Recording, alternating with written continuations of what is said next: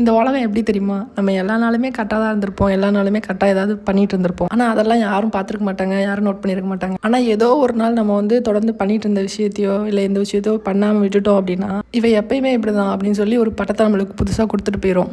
ஏன்டா இவ்வளோ நாள் நான் பண்ணிட்டு இருந்தேன், அதெல்லாம் உங்கள் கண்ணுக்கு தெரியலையா? ஏதோ ஒரு நாள் விட்டதுக்கு இப்படி சொல்கிறீங்க அப்படின்ட்டு நம்ம வாயை பிளந்துட்டு உட்காந்துருக்க வேண்டியதான். இப்படி பேசுகிற அளவுக்கு எனக்கு என்ன நடந்துச்சுன்னு கேட்குறீங்களா? நம்ம வந்து சாப்பிட்ட தட்டை வந்து நம்மளே எப்பயுமே வந்து கழுவி வச்சுருவோம். ஆனால் ஏதோ ஒரு நாள் வந்து டயர்டில் வந்து முடியாமல் வச்சுட்டு போயிருப்போம். சரி அப்புறம் கழுவிக்கலாம் அப்படின்னு சொல்லிட்டு அந்த ஒரு நாள் மட்டும் பார்த்துட்டு இவங்க வந்து எப்பயுமே இப்படி தான் சாப்பிட்ட தட்டை அவங்க சாப்பிட்ட தட்டை கழுவவே மாட்டாங்க அப்படின்னு சொல்லிட்டு நம்மளுக்கு ஒரு பேர் வந்துடும். இது வந்து சின்ன விஷயம் தான். ஆனால் இதே மாதிரி தான் நிறைய பெரிய பெரிய விஷயங்கள்லாம் இன்னும் நடந்துட்டு இருக்கு. ஸோ அதனால் சொன்னேன், பார்த்துக்கோங்க, எப்பயுமே உஷாராக இருந்துக்கோங்க. அப்புறம் நம்ம வீட்டில் இன்றைக்கி என்னென்னு பார்த்தீங்கன்னா சிம்பிளான ஒரு வெஜ்ஜி சமையல் தான். பூண்டு குழம்பு, சோறு, அப்புறம் வந்து உருளைக்கிழங்கு பொரியல், அப்புறம் இன்னொன்று வந்து எனக்கு பிடிச்ச ரொம்ப ரொம்ப ரொம்ப ஃபேவரேட்டான வத்தல். இதோட நேம் என்ன அப்படின்னு உங்களுக்கு தெரிஞ்சால் கமெண்ட்டில் சொல்லுங்கள், பார்க்கலாம். அப்புறம் இன்றைக்கி அதிசயம் என்னென்னா, நான் வச்ச பூண்டு குழம்பு நானாக வச்சேன் அப்படிங்கிற மாதிரி எனக்கே கொஞ்சம் பெருமையாக இருந்துச்சு. எப்பயும் ஏதாவது சொதப்பிடும், ஆனால் இன்றைக்கி எதுவுமே சொதப்பலை. ஏன்னா செம்ம டேஸ்ட்டாக இருந்துச்சு, எனக்கு ரொம்ப ரொம்ப பிடிச்சிருந்துச்சு.